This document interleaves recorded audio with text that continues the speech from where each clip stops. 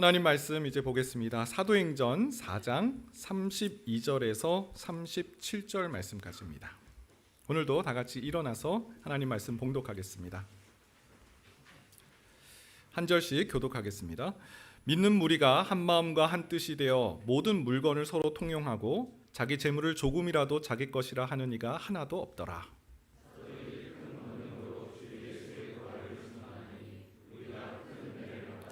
그 중에 가난한 사람이 없으니 이는 밭과 집 있는 자는 팔아 그 판 것의 값을 가져다가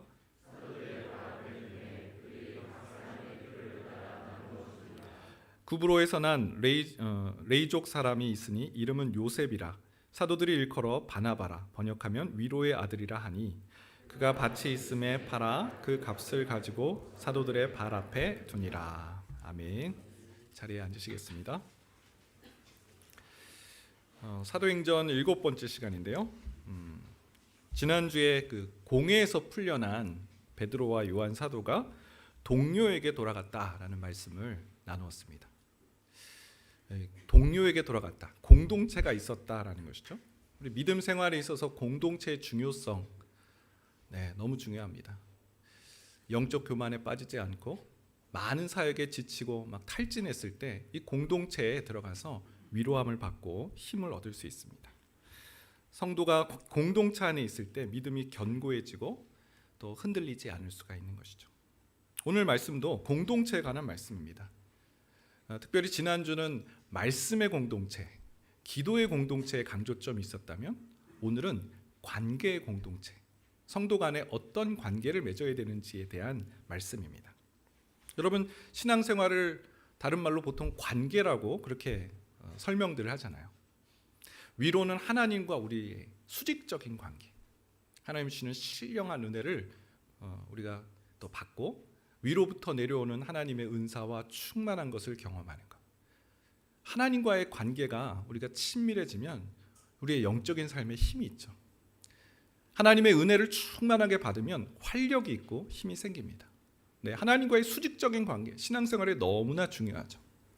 근데 뿐만 아니라 우리는 성도 간의 수평적인 관계도 중요합니다. 여러분 생각해 보세요. 성도 간의 수평적인 관계가 있었기 때문에 우리가 이 자리에 있는 겁니다. 여러분, 혹시 나는 내가 선택해서 예수님을 선택해서 왔어. 내 기독교, 불교, 이슬람교 내가 찬찬히 살펴보니까 그래, 기독교가 제일 낫네. 그렇게 해서 오신 분이 계신가요?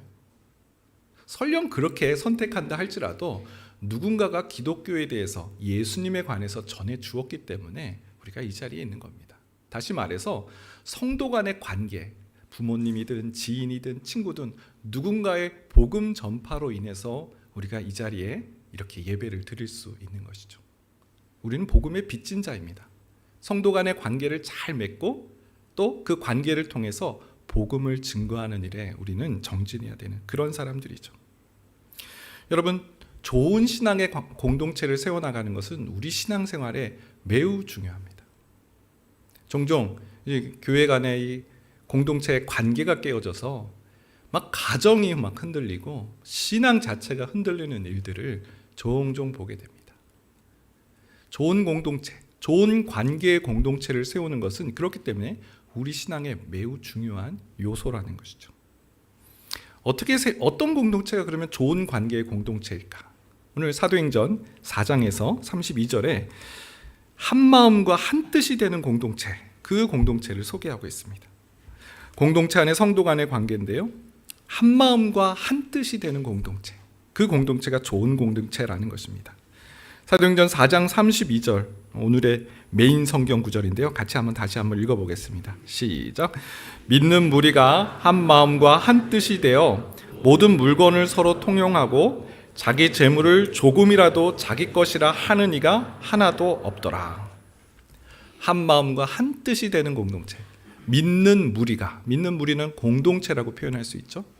믿는 무리가 한 마음이 한 뜻이 되었다. 한 마음과 한 뜻, 분열이 일어나지 않았다라는 거죠. 누가 사도는 지금 이 공동체, 믿는 무리, 초대교회의 이 믿는 무리를 한 마음과 한 뜻이 된 공동체다라고 표현했는데 사도 바울도 이와 비슷한 말을 했어요.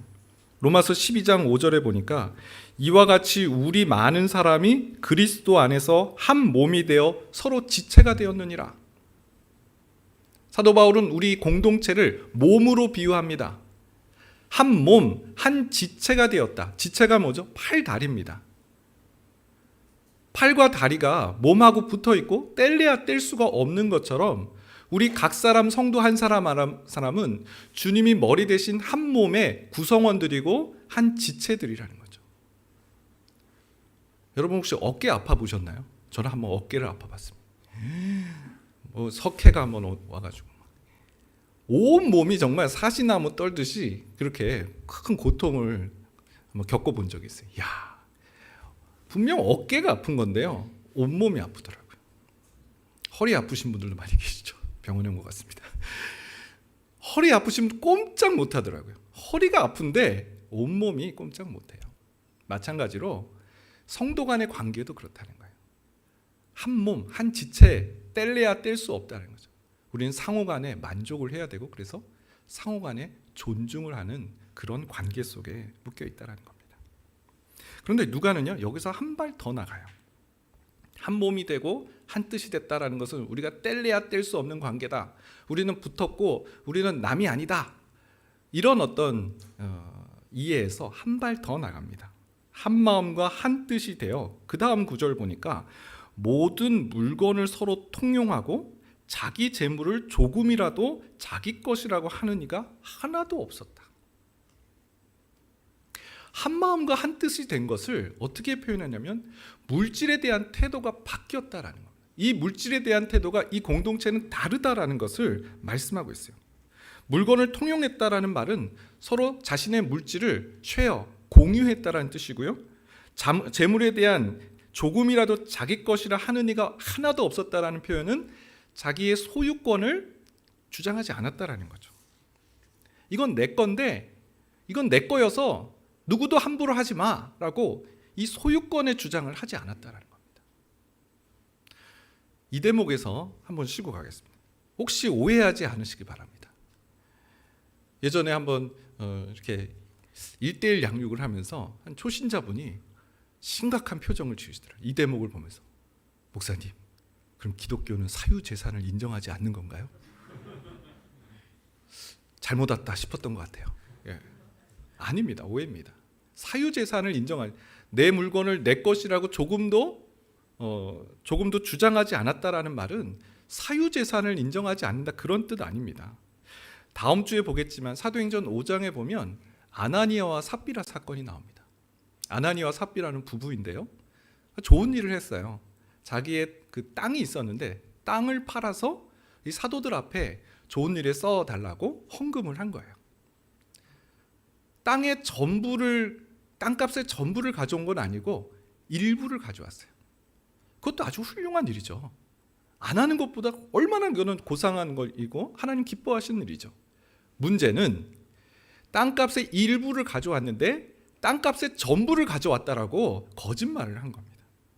베드로가 이렇게 말해요. 사도행전 5장 3절 4절인데요. 베드로가 이르되 아나니아야, 어찌하여 사탄이 내 마음에 가득하여 내가 성령을 속이고 땅값 얼마를 감추었느냐. 이 대목입니다. 땅이 그대로 있을 때에는 내 땅이 아니며 판 후에도 내 마음대로 할 수가 없더냐. 무슨 말이에요? 할 수 있었다라는 거죠. 땅이 그대로 있을 때, 땅을 팔지 않았을 때도 너의 땅이다. 땅을 판 후에도 그 돈을 가지고 너가 마음대로 할 수가 있었다. 그런데 어찌하여 이 일을 내 마음에 두었느냐? 사람에게 거짓말한 것이 아니요 하나님께로다. 초대교회 당시에 사유재산을 인정했다는 거예요. 너가 자유롭게 너의 재산권을 사용할 수 있었다, 행사할 수 있었다라고 지금 베드로가 말하고 있는 것이죠. 땅을 팔고 밭을 사고 이런 경제활동을 할 수 있는 권한이 있었다라는 거죠. 그런데요, 그렇다면 초대교회 교인들은 왜 한 마음과 한 뜻이 되었는데 갑자기 자기의 물건을 막 통용하고 갑자기 이건 내 거가 아니야, 같이 쓰자, 자기의 물건이라고 자기의 소유권을 주장하지 않게 된 걸까요? 저는 이 대목에서 성령 충만함의 결과구나, 우리가 하나님과의 관계, 수직적인 하나님과의 관계에서도 성령 충만함이 있습니다. 공회에서 베드로가 담대히 복음을 전한 거 봐요. 다른 이로서는 구원을 받을 수 없다. 우리는 보고 들은 것을 전하지 않을 수 없다. 하나님과의 관계에서 복음을 증거하는 일에 있어서도 성령 충만함이 있고요. 성도 간의 관계 속에서도 성령 충만이 있더라는 거죠. 성도 간의 관계에서의 성령 충만함은 자기의 한 마음과 한 뜻이 되는데, 그것은 어떻게 표현되냐면 자기의 물건을 통용하는 일, 내 소유권을 주장하지 않는 일, 그것이 바로 성도 간의 관계 속에서 성령 충만함의 모습이라는 겁니다. 사도행전은 누가가 썼습니다.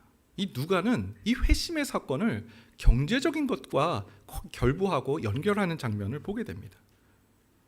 누가는 회심의 사건을 그저 마음의 회심, 내면의 확신, 내가 하나님 믿어, 이제 하나님께로 돌이켜, 나는 언제든지 하나님 예배하는 사람이야, 여기에 머물지 않고요, 꼭 경제적인 활동의 회심과 연결시켜 있는 것을 보게 돼요. 누가복음 18장 22절인데요. 누가복음이니까 누가가 쓴 거죠. 예수께서 들으시고 이르시되 내게 아직도 한 가지 부족한 것이 있으니 내게 있는 것을 다 팔아 가난한 자들에게 나눠주라. 그리하면 하늘에서 내게 보화가 있으리라. 그리고 와서 나를 따르라 하시니. 부자 관리라는 사람이 있어요. 부자이고 그 백성의 아마 관리, 공무원이었던 것 같아요. 예수님께 찾아와서 영생의 길을 물어봅니다. 예수님께서 모세의 율법을 근거해서 이렇게 저렇게 율법에 대해서 말씀 주셨어요. 그러니까 이 부자 관리가 당당하게 얘기합니다. 네, 예수님, 내가 어렸을 때부터 이거 다 지키고 행했습니다. 자신감이 아주 넘쳐났죠. 그때 예수님께서 하신 말씀, 너가 한 가지 부족한 것이 있다? 내게 있는 것을 다 팔아서 가난한 자들에게 나눠주라. 그리하면 하늘에서 보화가 있으리라. 부자 관리는 어떻게 했나요? 재산이 많은 거로 근심하며 돌아갔다. 지금 누가가 무슨 말씀을 하고 있는 거예요? 어렸을 때부터 율법을 다 지키고 모세의 율법 하나도 빠짐없이 지켰어요. 어떻게 보면 하나님과의 관계는 너무나 충만해요. 말씀 보고 기도하는 일, 하루에 막 3번씩 시간을 정해놓고 기도하는 일 놓치지 않았어요. 그런데 물질이 여전히 주인인 거예요. 성도를 위해서 자기의 것을 헌신하고 내어줄 수 있는 회심까지는 이루어지지 않았다는 것을 지금 알려주고 있는 것이죠. 반대의 예도 있습니다. 삭개오. 누가복음 19장 8절 9절이에요. 삭개오가 서서 주께 여짜오되 주여 보시옵소서, 내 소유의 절반을 가난한 자들에게 주겠사오며. 지금 삭개오의 고백을 들어보세요. 예수님이 시키지도 않았는데요, 내 소유의 절반을 가난한 자들에게 나눠주겠다고. 만일 누구의 것을 속여 빼앗은 일이 있으면 내 갑절이나 갚겠나이다. 예수께서 이르시되 오늘 구원이 이 집에 이르렀으니 이 사람도 아브라함의 자손이미로다. 삭개오를 소개할 때 성경은 세리장, 부자라고 소개합니다. 여러분, 당시 세리는 민족의 배반자였어요. 로마에 이제 세금을 바쳐야 되는데 이 자기 국민들의 그 세를 더 많이 받아서 그 중간에 이윤으로 먹고 사는 존재가 바로 세리였어요. 사람들이 아주 손가락질했고 아주 민족의 배신자라고 했어요. 상관없었어요. 왜냐하면 이 삭개오는 돈이 중요한 사람이었고, 상관없어, 난 돈이 있으면 돼, 난 이렇게 살 거야, 떵떵거리면 살 거야, 그런 인생이었어요. 근데 이 삭개오가 예수님을 만난 그 사건, 예수님을 만남으로 회심을 했는데 그 회심의 사건이 어떻게 이어졌습니까? 자기 소유의 절반을 가난한 자들을 위해서 나눠주겠다. 누구의 것을 속여 빼앗은 일이 있으면 4배로 갚겠습니다라는 그 고백으로 이어졌다라는 것이죠. 여러분, 예수님께서 우리의 속마음을 정확히 짚어서 말씀하신 것이 있어요. 마태복음 6장 21절인데요. 내 보물이 있는 그곳에 내 마음도 있느니라. 한 마음과 한 뜻, 우리가 남이 가 서로 막 얼굴 보면서 끌어안고 이거 한 100번 하면 우리가 한 마음 한 뜻이 되는 건가요? 누가는 매우 실제적인 사람이에요. 한 마음과 한 뜻이 된다면 너의 물건을 통용할 수 있는 것, 너의 소유를 너의 것이라고 주장하지 않는 것으로 연결돼야 됨을 말씀하고 있습니다. 작년에 분립개척을 준비하면서 설문조사를 한 적이 있습니다. 설문 제목은 내가 꿈꾸는 교회는 어떤 곳인가요? 순장님들에게 그리고 순원들에게 좀 잘 설문을 작성해 달라고 부탁을 했습니다. 많은 분들이 내가 꿈꾸는 교회는 하면서 설문에 응답을 해주셨어요. 제가 그 결과를 보면서 참 너무 신기하다라는 생각이 들었습니다. 표현은 다 다른데요, 지향점이 하나더라고요. 내용이 이렇습니다. 제가 꿈꾸는 교회는 서로가 서로를 보듬는 교회입니다. 제가 꿈꾸는 교회는 따뜻한 교회입니다. 제가 꿈꾸는 교회는 멘토를 만날 수 있는 교회입니다. 제가 꿈꾸는 교회는 목회자가 그리스도의 사랑으로 성도를 섬기는 그런 교회입니다. 70% 이상이 이런 성도 간의 관계가 좋은 그런 공동체, 그런 공동체를 꿈꾼다라고 그렇게 쓰신 거예요. 예배가 살아있는 공동체면 좋겠습니다. 기도가 뜨거운 그런 교회면 좋겠습니다. 있었어요. 네, 없는 건 아닙니다. 한 30% 정도. 네. 관계, 좋은 관계, 그런 관계에 맺는 그런 교회였으면 좋겠습니다. 요즘 새가족 신방을 하고 있습니다. 그럼 기도 제목을 좀 여쭤봐요. 꼭 빠지지 않고 나오는 기도 제목이 이 기도 제목이에요. 목사님, 이곳에서 좋은 성도들과 함께 신앙생활 할 수 있도록 기도해 주세요. 여러분 똑같잖아요.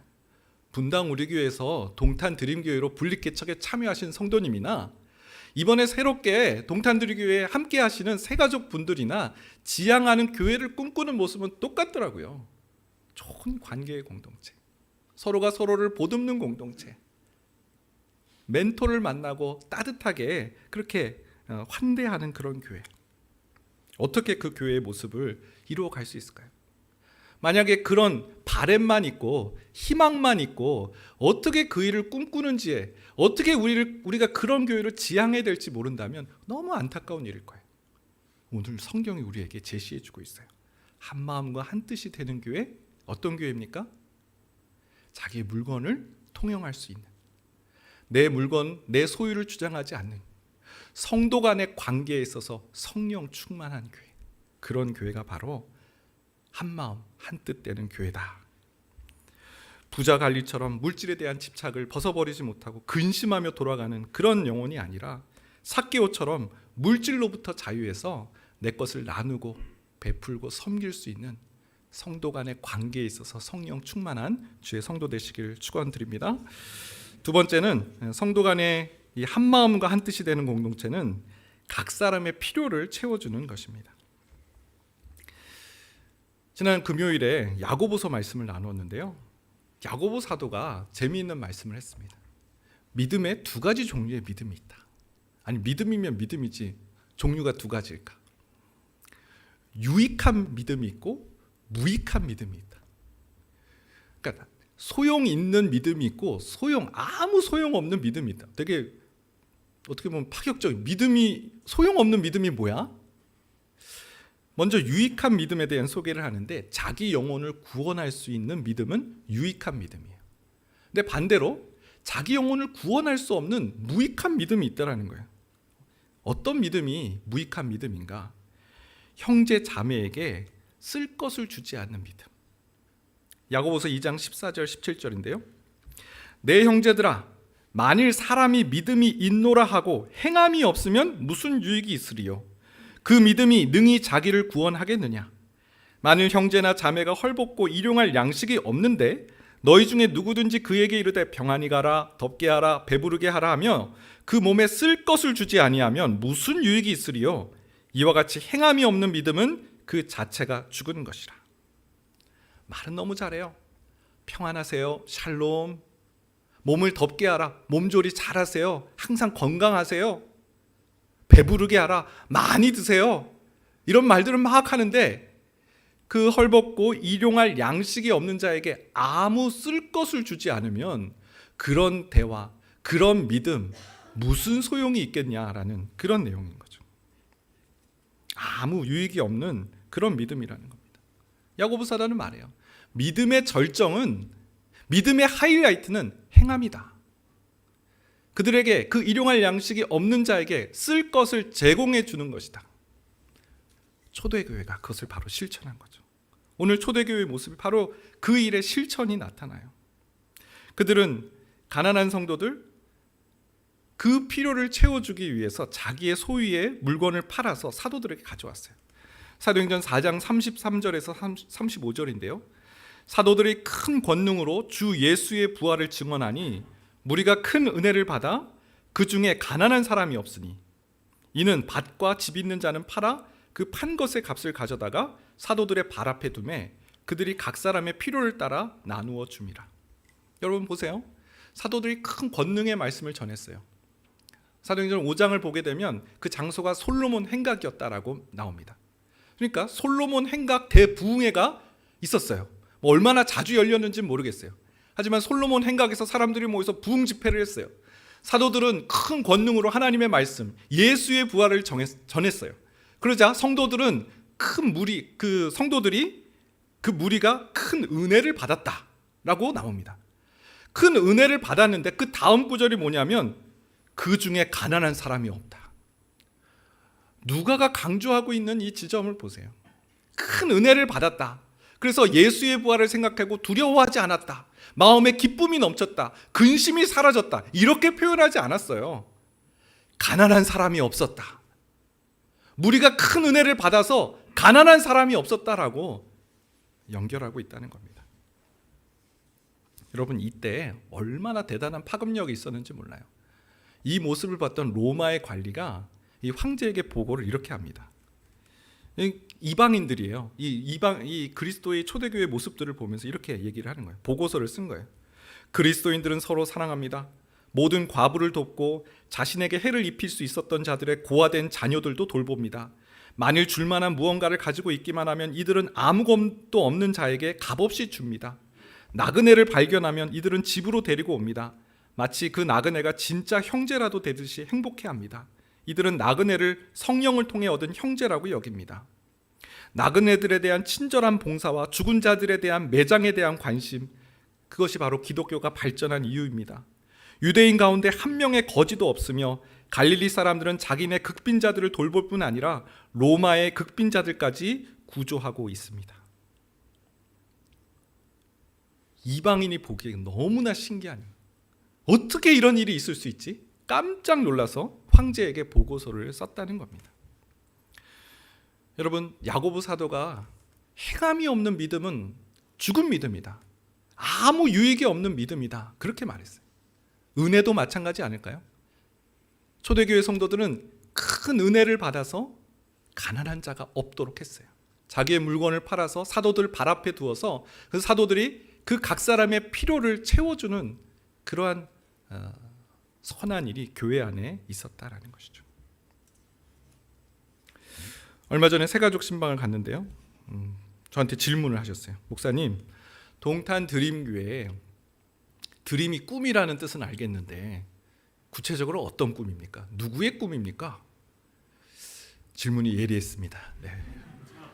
신방 가서 이렇게 물어보시는 경우는 많지는 않은데, 여러분은 어떻게 생각하세요? 동탄 드림교회 드림은 어떤 꿈일까? 주보에 답이 있습니다. 주님이 주신 꿈으로 이웃을 섬기는 교회. 동탄 드림교회의 드림은 우리의 꿈, 우리 꿈이라고 할 수 있겠지만 주님의 꿈입니다. 주님이 주신 꿈입니다. 주님이 갖고 계신 꿈입니다. 어떤 꿈입니까? 이웃을 섬기는데 이 교회가 나아갈 것을 원하시는 것이죠. 동탄드림교회는 아시는 것처럼 분당 우리교회 1만 성도 파송 운동으로 그 일환으로 개척한 교회입니다. 너의 교회만 잘 되는 것이 옳은 일이냐라는 질문으로 시작된 교회입니다. 그리고 지역에 있는 교회와 지역에 있는 이웃을 섬기겠습니다라는 결단으로 개척된 교회가 동탄드림교회입니다.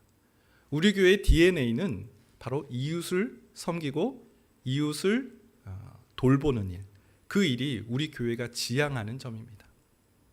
자기 성장에 몰두하는 교회 아닙니다. 우리가 큰 부흥을 이루는데 목표를 두고 있는 교회는 아닙니다. 그러면 분당 우리 교회에 있는 것이 다 맞는 것이겠죠. 근데 그 일이 아니라 우리는 이웃 교회를 섬기고 이웃을 섬기기 위해 이렇게 29개 교회로 흩어져서 각각의 교회를 세워나가고 있는 것입니다.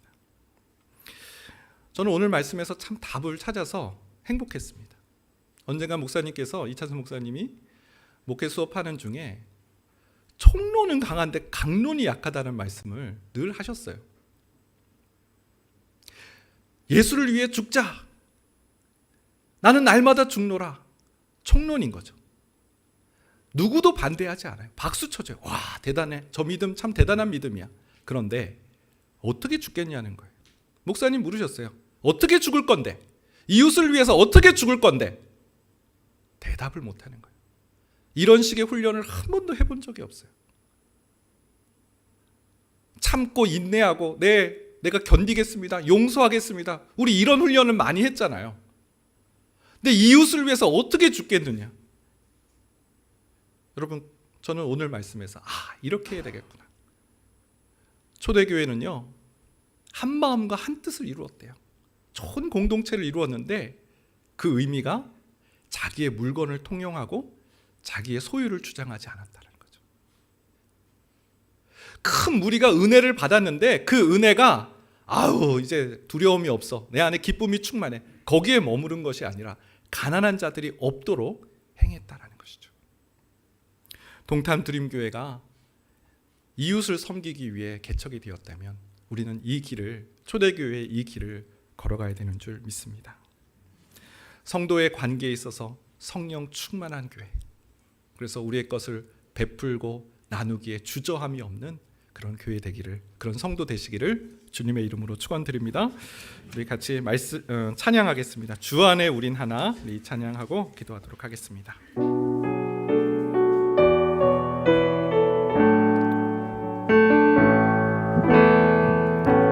주 안에 우리 하나, 모습은 달라도 예수님 한 분만 바라네. 사랑과 선행으로 서로를 격려해 따스함으로 보듬어가리. 주님 우리 안에 함께 하시니 형제자매의 기쁨과 슬픔 느끼네. 내 안에 있는 주님 모습 보네. 그분 기뻐하시네.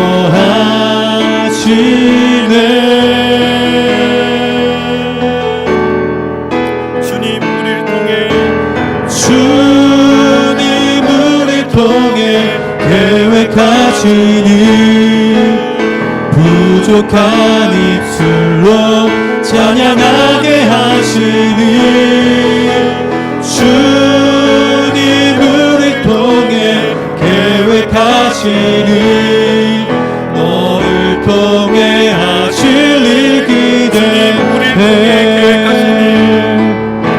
주님 우리 통해 계획하시니 부족한 입술로 찬양하게 하시니. 주님 우리 통해 계획하시니 너를 통해 하실 일 기대해.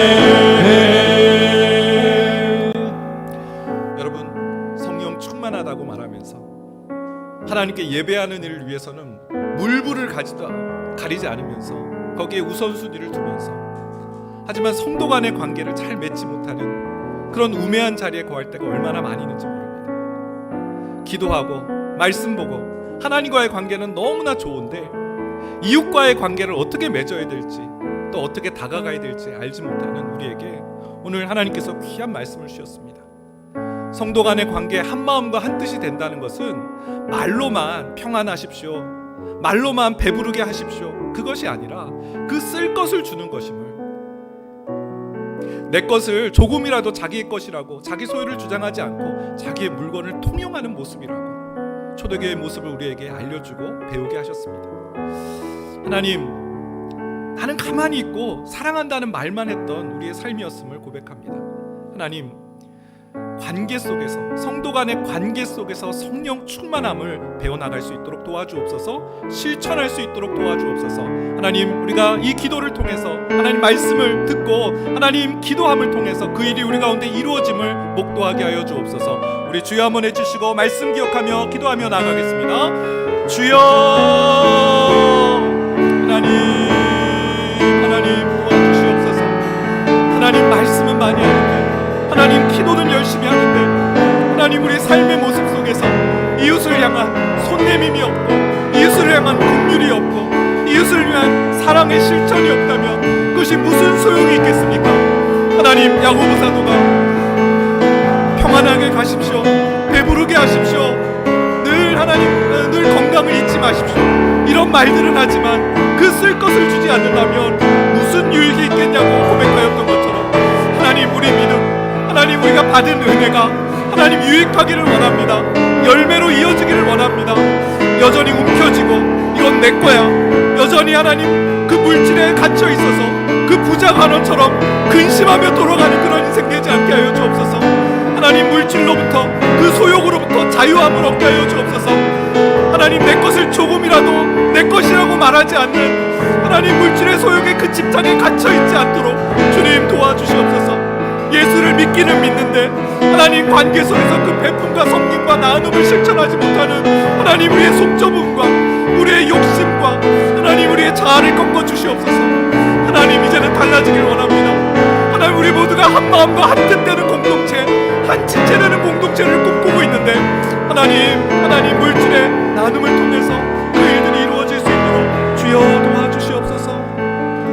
우리 한 번 더 기도하겠습니다. 동탄 드림교회가 자기 성장에 몰두하는 교회가 아니라 주님, 이웃을 섬기고 이웃의 손을 잡아주고 이웃이 세워나가는데, 세워져 가는데 작은 보탬이 되는 일에 헌신하는 교회가 될 수 있도록 인도해 주옵소서.